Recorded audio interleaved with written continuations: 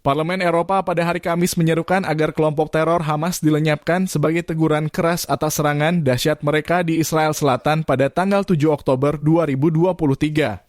Dalam resolusi tidak mengikat yang disahkan 521. Badan tersebut menuntut pembebasan tanpa syarat para sandera yang ditahan di Gaza, mengecam penculikan mereka sebagai kejahatan perang sambil menyatakan simpati kepada korban sipil di kedua sisi konflik. Parlemen mengutuk, dengan sekuat tenaga, serangan teroris keji yang dilakukan oleh kelompok teroris Hamas terhadap Israel dan menyatakan dukungannya terhadap negara Israel dan rakyatnya serta menegaskan kembali bahwa organisasi teroris Hamas perlu dilenyapkan. Perang meletus setelah pembantaian Hamas pada tanggal 7 Oktober.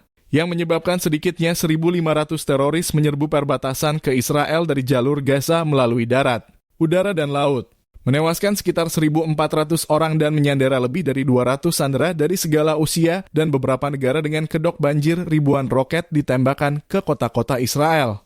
Sebagian besar dari mereka yang terbunuh ketika orang-orang bersenjata merebut komunitas perbatasan adalah warga sipil pria, wanita, anak-anak, dan orang tua. Seluruh keluarga dieksekusi di rumah mereka, dan lebih dari 260 orang dibantai di sebuah festival di luar ruangan. Banyak di antaranya terjadi di tengah tindakan kebrutalan yang mengerikan yang dilakukan oleh para teroris, yang oleh Presiden AS Joe Biden disebut sebagai pembantaian terburuk terhadap orang-orang Yahudi sejak Holocaust.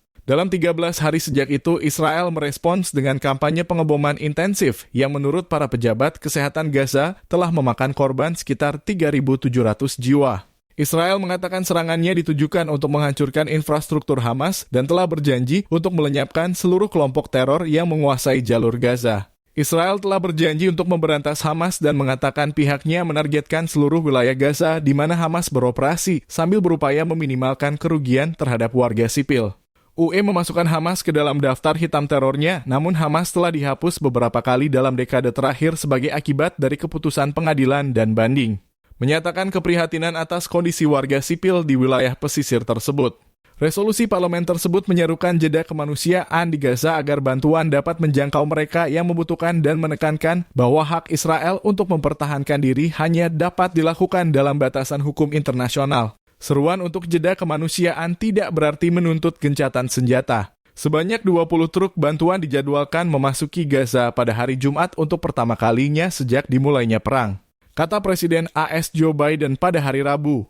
Seraya menambahkan bahwa jumlah tersebut diharapkan akan meningkat di masa depan.